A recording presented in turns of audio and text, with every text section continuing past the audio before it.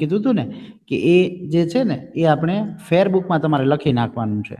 એટલે આપણે જે રિવિઝન કરીએ ને એની અંદર તમારે એ જોતું જવાનું સાથે સાથે, બરાબર છે. એટલે એ સાથે તમે જોતા જજો એટલે તમને ખ્યાલ આવતો જશે કયા સર જવાબ ક્વેશ્ચન મોકલી દેજો ને. આવે. બરાબર, હા વાંધો નહીં, તો જવાબની પીડીએફ હું તમને સેન્ડ કરી દઈશ. ઓકે. સર આજે જ તે ઓકે. હવે આપણે એક વ્યાકરણનું થોડુંક રિવિઝન જોઈ લઈએ. આપણે આની પહેલા પણ ગયા સેમેસ્ટરની અંદર વ્યાકરણ આપણે હતું એ જ વ્યાકરણ તમને આની પહેલા પણ મેં કીધું કે તમારે પહેલાની અંદર પણ આવશે. અને જે 8મા ધોરણની અંદર જે કંઈ પણ વ્યાકરણ છે એ બધું જ આપણે બીજા સેમની અંદર પણ લઈશું.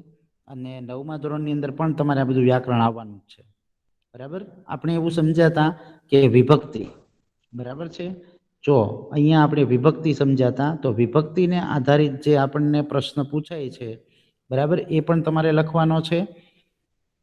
અને ક્રિયાપદ જે આપણે મી વહ મહ સી થ ત એ આપણે જોયું હતું, એ ક્રિયાપદને આધારિત પણ તમને પ્રશ્ન પૂછાય છે.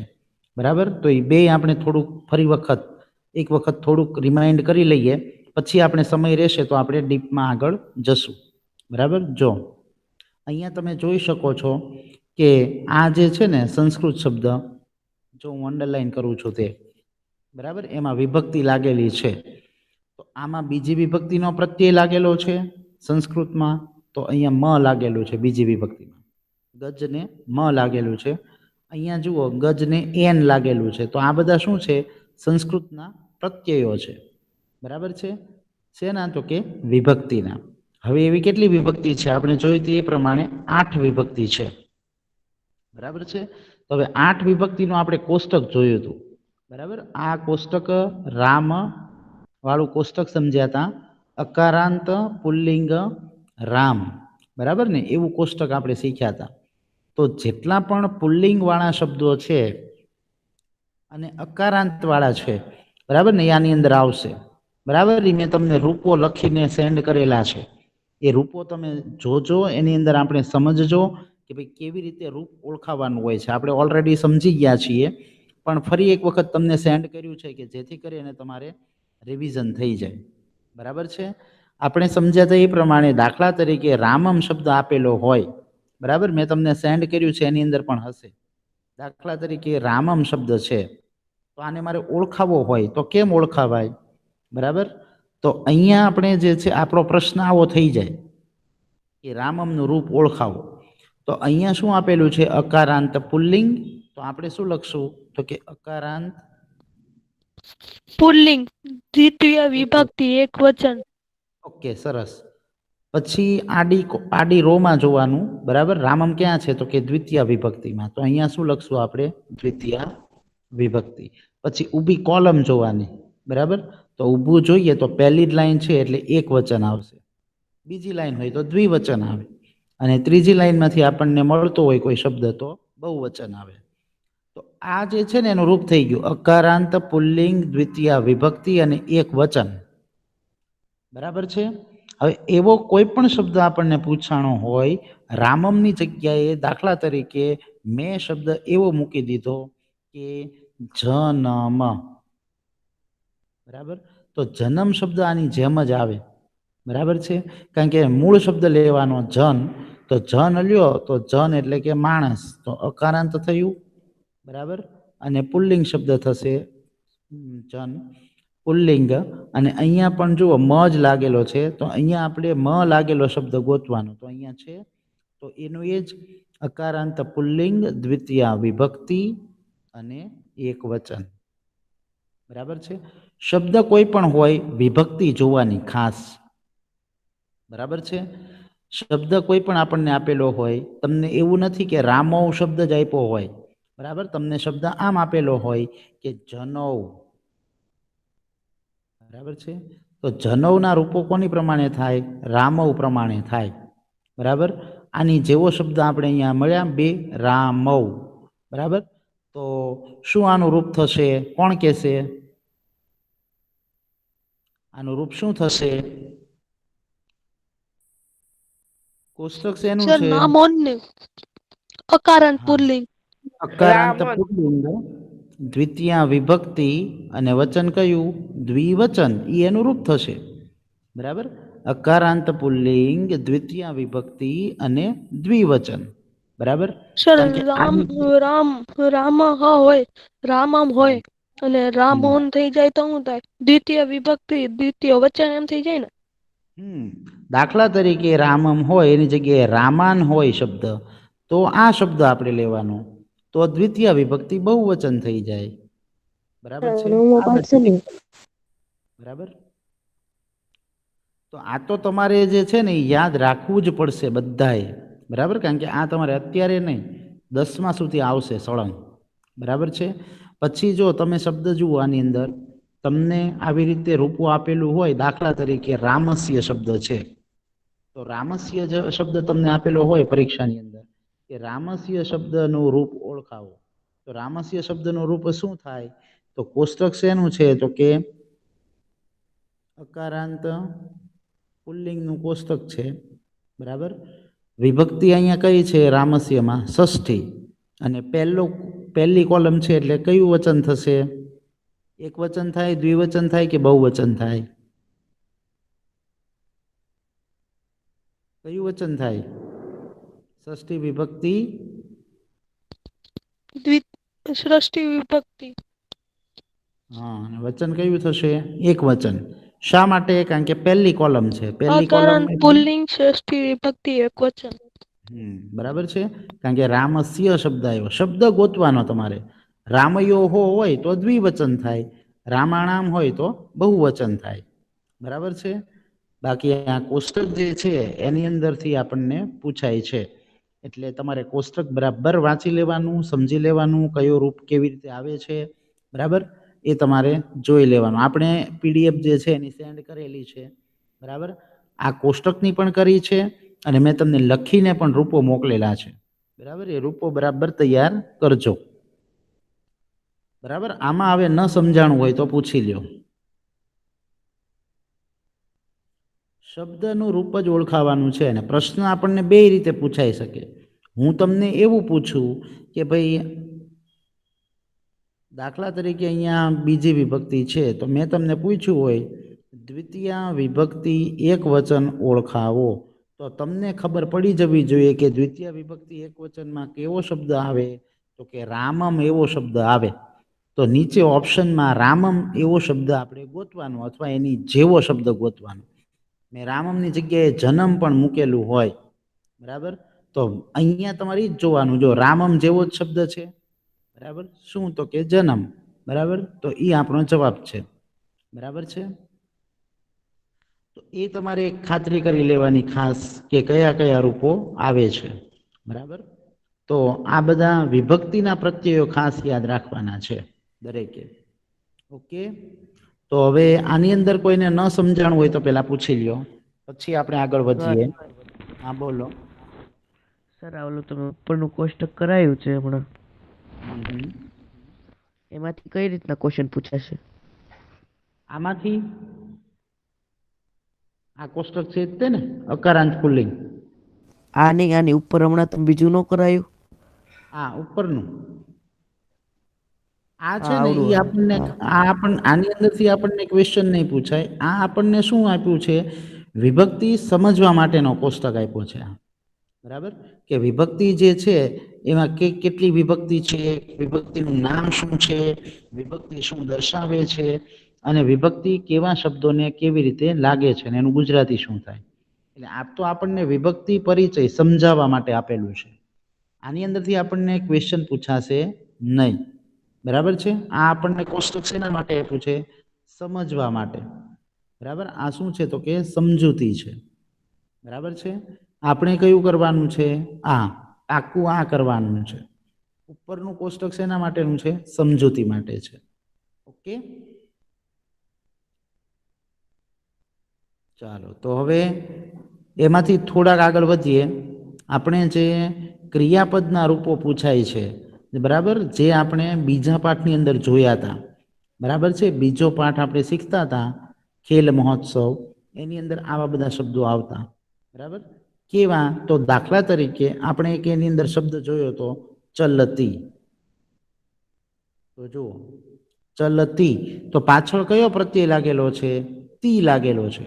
તો આની અંદરથી આપણે શું ગોતવાનું? તી ગોતવાનું. તો તી ક્યાં છે? તો કે અહીંયા. બરાબર છે. તો કોષ્ટક શેનું છે? વર્તમાન કાળ પરસ્મય પદ, ત્રીજો પુરુષ અને એક વચન.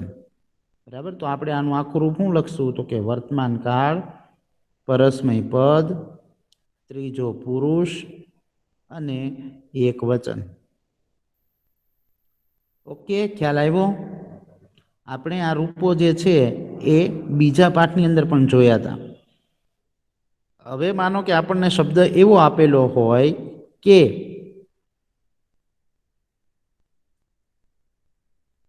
આપણે બીજા પાઠમાં જે પૂછવાનો ને એવો જ શબ્દ લઈએ પાછો, વદંતી. તો આનું રૂપ શું થાય? કોણ ઓળખાવશે? સાવ સહેલું છે.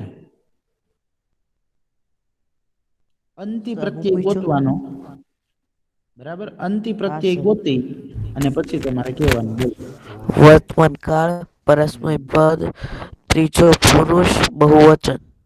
ઓકે, ખૂબ સરસ, વેરી ગુડ, ખૂબ જ સરસ. જો એકદમ સાચો આન્સર છે કે ભાઈ અંતિ પ્રત્યય અહીંયા છે. તો અહીંયા આપણે 9 માંથી અંતિ ક્યાં છે? તો કે અહીંયા. તો ઓળખાવી દેવાનું. કોષ્ટક શેનું છે? તો કે વર્તમાન કાળ પરસ્મય પદ. બરાબર. પુરુષ કયો છે? તો કે ત્રીજો પુરુષ. અને વચન કયું છે? તો કે બહુવચન. વાત પૂરી થઈ ગઈ. બરાબર. વર્તમાન કાળ પરસ્મય પદ, ત્રીજો પુરુષ અને બહુવચન. એ આપણું રૂપ થઈ ગયું. અને મેં તમને સેન્ડ કર્યા, એની અંદર આ રૂપો પણ મેં તમને લખીને સેન્ડ કરેલા છે. બરાબર. હવે દાખલા તરીકે મી પ્રત્યય આપેલો હોય તો મીનું ઓળખાવાનું. એવી જ રીતે દાખલા તરીકે આપણને આપેલું હોય વદામી, તો વદામી જે છે એમાં થાય. હા, બોલો. તો વર્તમાન કાળ પરસ્તે પદ, પહેલો પુરુષ, એક વચન. સરસ, વેરી ગુડ, ખૂબ સરસ. બરાબર. તો તમને હવે જો ખ્યાલ આવી ગયો ને કે જો તી હોય તો અહીંયા જોવાનું, અંતિ હોય તો અહીંયા જોવાનું, મી હોય તો આ જોવાનું. બરાબર. તમને પૂછ્યું હોય કે ભાઈ મહ પૂછ્યું હોય તો અહીંયા જોવાનું. બરાબર છે. જે આની અંદરથી શબ્દ આવતો હોય એ તમારે જોવાનો. દાખલા તરીકે મેં તમને આપેલું હોય કે ભાઈ પઠ્ઠતઃ શબ્દ ઓળખાવો, તો પઠ્ઠતઃ શબ્દ ઓળખાવો. તો આ તમને આમ આપેલું હોય પઠ્ઠતઃ. બરાબર. તો તમારે કયો પ્રત્યય જોવાનો? તહ પ્રત્યય જોવાનો. તો તહ ક્યાં છે? તો કે આ રહ્યો. બરાબર છે. તો કયું રૂપ થશે? વર્તમાન કાળ પરસ્તે પદ, ત્રીજો પુરુષ, બહુવચન. નહીં, બહુવચન નહીં, દ્વિવચન. દ્વિવચન. ઓકે, સરસ, વેરી ગુડ. બરાબર. ત્રીજો પુરુષ અને દ્વિવચન. બરાબર. અને કોષ્ટકનું નામ તો અહીંયા આપેલું જ છે, વર્તમાન કાળ પરસ્મય પદ, ત્રીજો પુરુષ અને આ બાજુથી જુઓ તો દ્વિવચન. બસ એટલું તમારે ઓળખાવાનું છે. હા, પૂછાય બે રીતે શકે. મેં તમને પૂછ્યું હોય કે ભાઈ ત્રીજો પુરુષ બહુવચનમાં કયો શબ્દ આવે, મેં તમને પૂછ્યું હોય ભાઈ ત્રીજો પુરુષ બહુવચન, બરાબર, કયું થાય? તો તમને ખબર હોવી જોઈએ કે આપણે કયો પ્રત્યય ગોતવાનો? અંતિ ગોતવાનો. તમને ઓપ્શનમાં એમ આપ્યું હોય કે ભાઈ પઠામી, તો એ નો આવે. બરાબર. આપણને આપ્યું હોય પઠ્ઠંતી, તો કે હા ભાઈ આમાં અંતિ પ્રત્યય છે, તો આપણો જવાબ છે. બરાબર. ઓકે, તો આ જે છે ને એ આપણને પૂછાય છે, એટલે આ દરેક જણા તૈયાર કરજો. કોષ્ટક એકદમ સહેલું છે. આટલા જ શબ્દો તમારે ખાલી યાદ રાખવાના છે. મી વહ મહ, સી થહ થ અને તી તહ અંતિ. બસ આટલા શબ્દો યાદ રાખશો એટલે તમને આ કોષ્ટકની અંદરથી જે કાંઈ પ્રશ્ન પૂછાશે એ તમને આવડશે. બરાબર. હવે આમાં કોઈને કાંઈ પ્રશ્ન હોય તો પૂછી શકો છો. છે કાંઈ પ્રશ્ન? નહીં. ઓકે, તો હવે આપણને આ રૂપ જે છે ને એ જ્યારે પૂછાણું હોય ત્યારે કોષ્ટક બરાબર યાદ કરી લેવાનું. એમનામ કોઈએ જે છે ને એ આન્સર નથી લખવાનો. ઘણા છોડી દે છે ને ઘણા લખતા જ નથી. બરાબર છે. એમનામ જે છે એ ઘણા જે છે એ ખોટું એમનામ લખી નાખે છે. તો એમનામ નથી આપણે છોડી દેવાનો, ખોટું પણ નથી લખવાનું, બરાબર વિચારીને લખવાનું છે. કોષ્ટક એક વખત મનમાં યાદ કરી લ્યો. શબ્દમાં આપણને કયો શબ્દ ઓળખાવા માટે કીધો છે એ જોઈ લો અને પછી ઓપ્શન ટીક કરો. બરાબર, એટલે ખાસ કાળજીપૂર્વક આ કરવાનું છે. ઓકે, તો આ વ્યાકરણની અંદર આપણને આ બે વસ્તુ પૂછાય છે એ તમે ધ્યાન રાખજો. બાકી વ્યાકરણ જે પૂછાય છે મેં તમને પેલા PDF ની અંદર પણ સેન્ડ કરેલું છે, એની અંદરથી પણ રીડ કરજો. બરાબર છે. ઓકે, તો હવે આપણે રિવિઝન તરફ પાછા આગળ વધીએ. બરાબર, પછી તમારે કાંઈ બીજી ક્વેરી હોય તો એ આપણે પછી બીજો આપણો સોમવારનો પણ લેક્ચર છે એમાં પણ આપણે પેલું જોવાનું છે. બરાબર.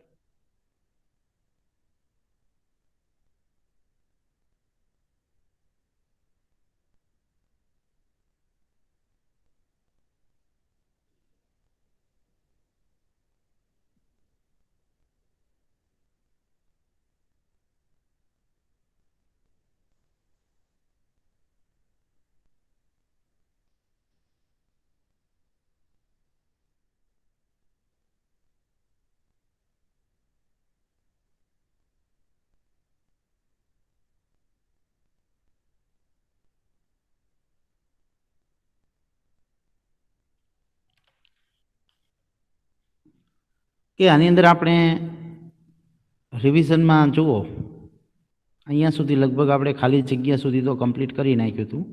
બરાબર છે, પહેલા કાવ્યની અંદરથી. બરાબર, એ ઉપરાંત ખરા ખોટાથી આઈ થિંક બાકી હતું, તો ત્યાંથી આપણે સ્ટાર્ટ કરીએ.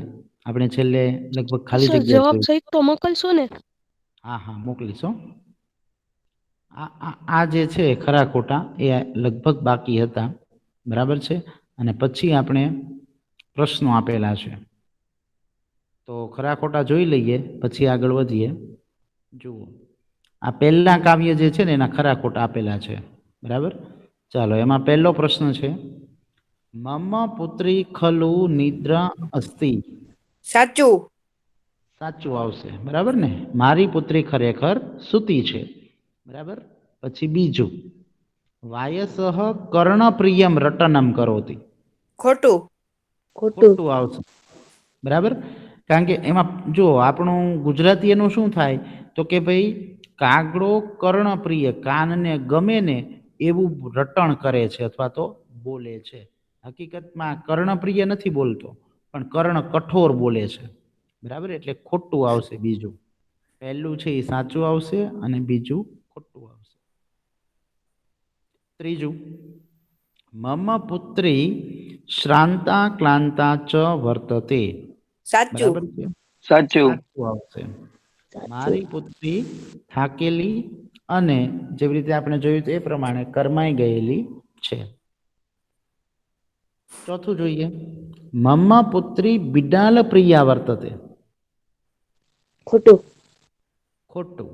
બરાબર, મારી પુત્રી બિલાડીને પ્રિય છે એવું લખેલું છે. બરાબર, એટલે શું આવશે ચોથું? તો કે ખોટું આવશે.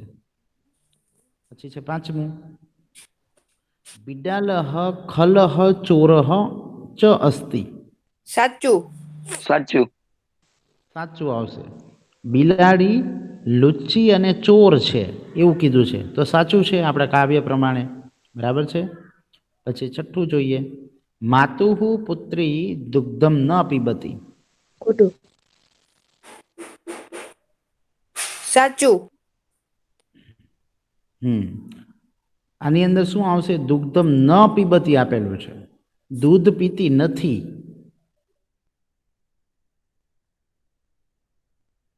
દૂધ પીવે છે હા. કે નથી પીતી? ખોટું આવ્યું. પીવે છે. બરાબર ને, તો શું આવશે? ખોટું આવશે. બરાબર છે, છઠ્ઠું કેવું આવશે? ખોટું આવશે, કારણ કે અહીંયા ન લગાડેલું છે. જો પીબતી હોય તો સાચું. પછી સાતમું છે, માતુઃ પુત્રી સ્નિગ્ધા મુગ્ધા ચ વર્તતે. સાચું. સાચું. સુંવાળી અને ભોળી છે, તો સાચું છે. સુંવાળી છે અને ભોળી પણ છે. પુત્રી દુગ્ધમ સેવતે. પુત્રી દૂધનું સેવન કરે છે. કેવું આવશે? ખોટું. દૂધનું સેવન કરે છે, સાચું આવશે ને? સાચું. હા, બરાબર. દુગ્ધા સેવન એવો શબ્દ આવે ને, દૂધનું સેવન કરનારી એમ. પછી કુકુરહ મિથ્યા, એટલે કે કૂતરો મિથ્યા એટલે વ્યર્થમાં, ખોટે ખોટો. ઉચ્ચે હે ભસતી, મોટેથી ભસે છે. ખોટું. ખોટું. સાચું. બરાબર ને? વ્યર્થમાં જ ભસે છે ને, કંઈક એને કામકાજ નથી. બરાબર ને? આપણે લખ્યું હતું ને કે ભાઈ કાર્ય વિહીન કે કામકાજ વગરના ઉચ્ચે હે ભસતી, મોટેથી ભસે છે. એટલે કોઈ કારણ વગરનું એ ભસી રાખે છે. તો કે સાચું છે. પછી 10મું, પુત્રી મૃદુની સુમનાની ઈચ્છંતી. બરાબર? પુત્રી છે એ કેવી છે? તો કે મૃદુ, ફૂલ જેવી કોમળ. બરાબર ને? છે એવો અહીંયા અર્થ થાય. તો સાચું છે. સાચું. બરાબર. મશક રક્ત પીપાસ વર્તતે. સાચું આવે કે ખોટું? સાચું. સાચું. બરાબર છે. મચ્છર રક્ત પીપાસ, લોહીનો તરસ્યો છે. સાચું. માતુઃ પુત્રી સુદતી સુમુખી શોભન ગાત્રી ચ અસ્તિ. માતાની દીકરી સુંદર સાચું. દાંતવાળી, મુખવાળી અને સુંદર અંગોવાળી છે. તો કે સાચું છે. સાચું. બરાબર. સરસ, વેરી ગુડ. તો આપણે જે છે એ આ ખરા ખોટા પણ જોયા. હવે આગળ વધીએ. જે છે એ આપણને વાક્યાંશ જોડવાનું અહીંયા લખ્યું છે, પણ જનરલી આપણે આ જે છે પહેલાની અંદર પરીક્ષામાં આપણે નથી પૂછતા, પણ તમારે આ શબ્દો યાદ રાખવા પડે કે કોની સાથે કયો શબ્દ આવે છે. બરાબર? કારણ કે આની અંદરથી પ્રશ્નો પણ નીકળી શકે એટલા માટે. બરાબર? એટલે એ આપણે અત્યારે સોલ્વ નથી કરતા, આગળ વધીએ છીએ. જુઓ, અહીંયા આપણને સંસ્કૃતમાં અને ગુજરાતીમાં બરાબર લખો એમ બે લખ્યું છે. એટલે આપણને શું કીધું છે? પુત્રી કુત્ર નિદ્રાતી. તો એનો આન્સર શું આવશે? પુત્રી ક્યાં સૂતી છે એવો પ્રશ્ન છે.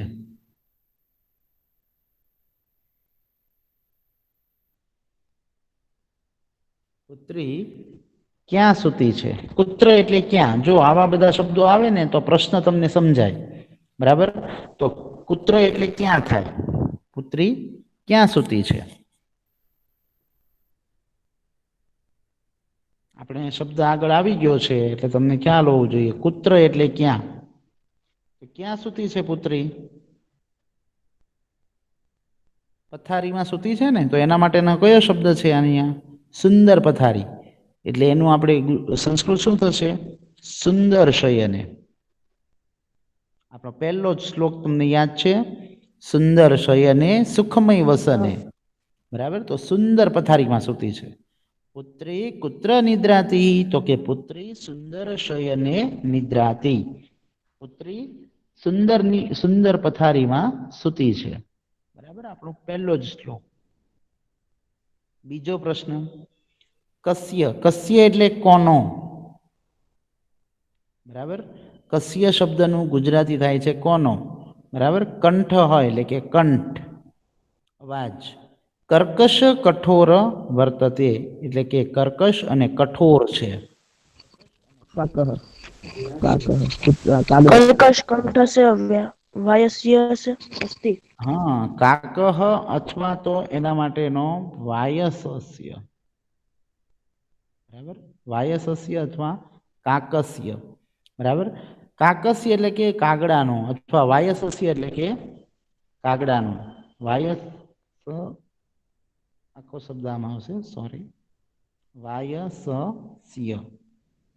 બરાબર? કાગડાનો અથવા તો કાકસ્ય. બે શબ્દ એક જ છે હો, બે સાચું જ પડે, પણ આપણે આ વધારે લખવું કારણ કે શ્લોકમાં આપણને આ આપેલું છે.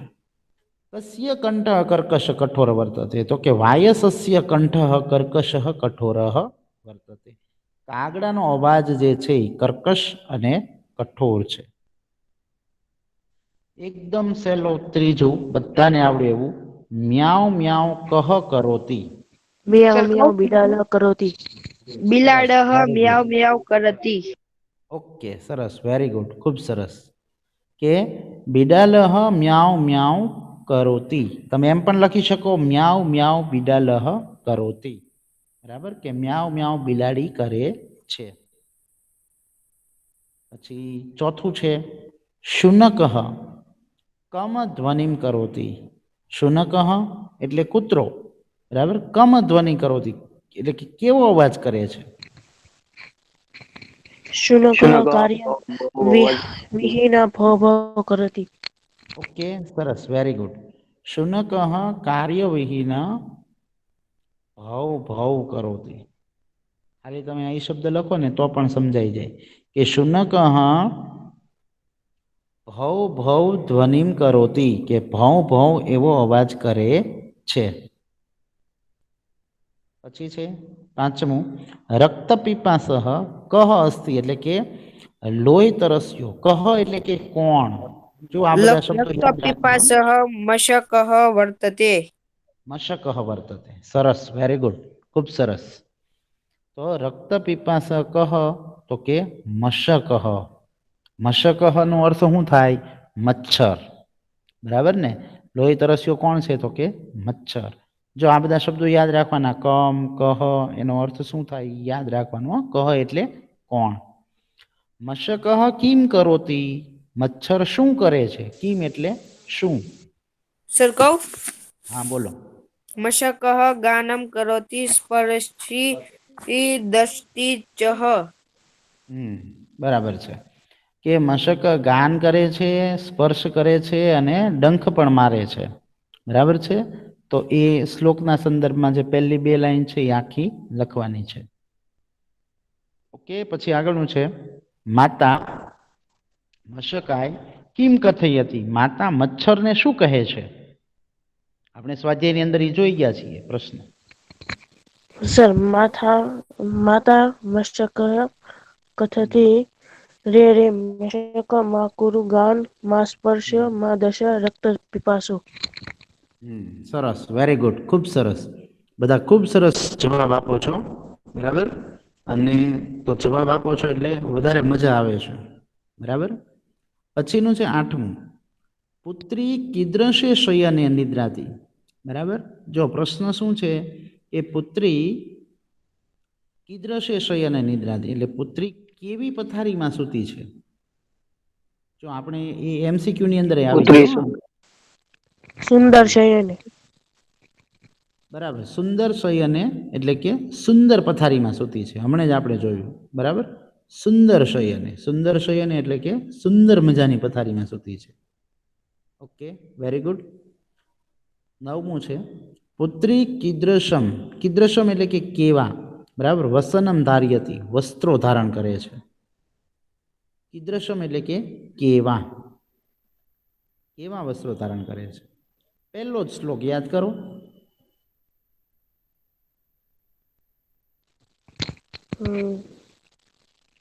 સુંદર યવસને. સુંદર નહીં આવે, કયું આવશે? સુખમય શબ્દ આવશે. સુંદરની બાજુનો કયો? સુખમય વસને, બરાબર. પુત્રી સુખમય વસને, બરાબર, ધારયતી.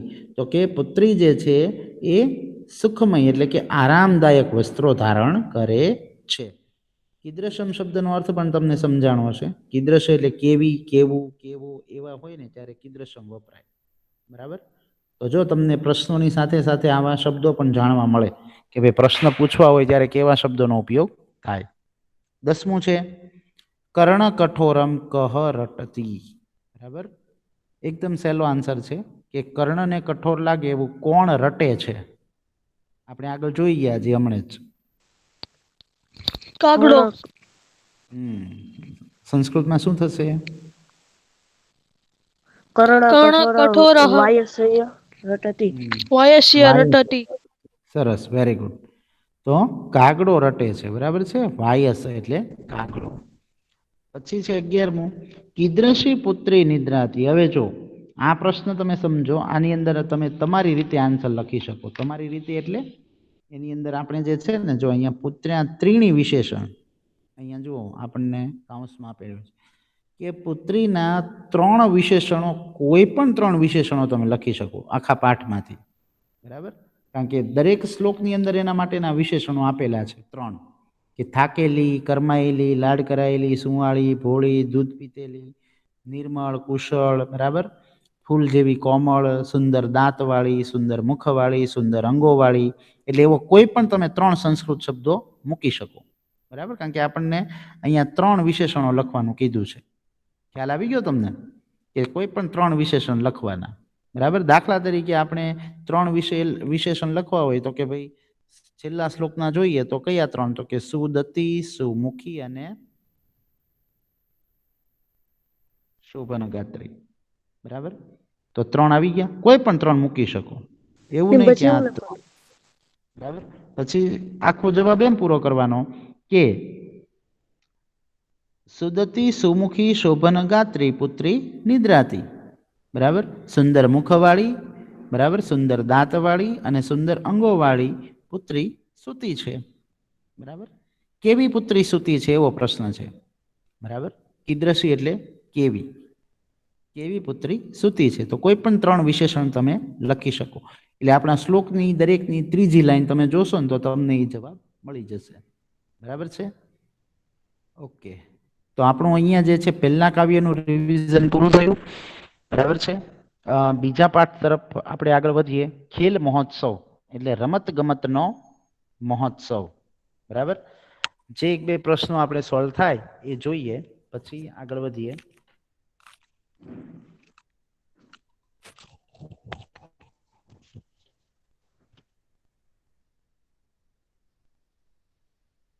હવે આપણે 2 મિનિટ જેવું જ બાકી રહ્યું છે. બરાબર, અહીંયા જો ખેલ મહોત્સવની અંદર તમને આપેલું છે એ પ્રમાણે કે પહેલો પ્રશ્ન,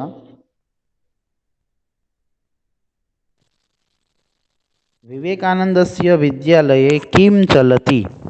બી ખેલ મહોત્સવ. બરાબર છે, બી આવશે તો કે ખેલ મહોત્સવ.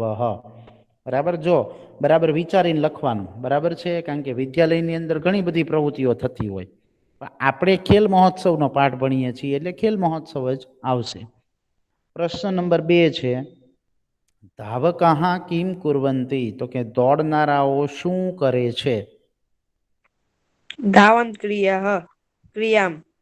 હા, ધાવન ક્રિયામ કુર્વંતી તો કે દોડવાની ક્રિયા કરે છે. દોડનારાઓ શું કરે છે? તો કે દોડવાની ક્રિયા કરે છે.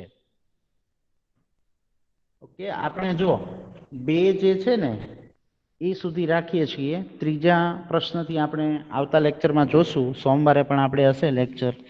એ ઉપરાંત તમને કહી દઉં કે તમારે જે છે ને એ જે વ્યાકરણની બધું મોકલ્યું છે બરાબર રીડિંગ કરી લેજો. હું તમને આના જવાબ જે છે એ પણ મોકલી દઈશ અને એ પણ દરેક જે છે એ ફેરબુકની અંદર બીજો પાઠ પૂરો થાય એ પછી દરેક લખી નાખજો. એટલે આપણે જે છે ને એ આ રિવિઝન તમારે સચવાયેલું રહે વાંચવા માટે. બરાબર, એ દરેક જે છે ફેરબુકની અંદર બીજો પાઠ જે પૂરો થયો ત્યાં લખી નાખજો આ રિવિઝન બધું. બરાબર છે, જેટલું હું તમને મોકલાવું છું એ બધું. બાકીનું જે છે આપણે આવતા લેક્ચરની અંદર જોઈશું. બરાબર, અને પહેલા બીજા પાઠની અંદર કોઈને કાંઈ પ્રશ્ન હોય અને વ્યાકરણ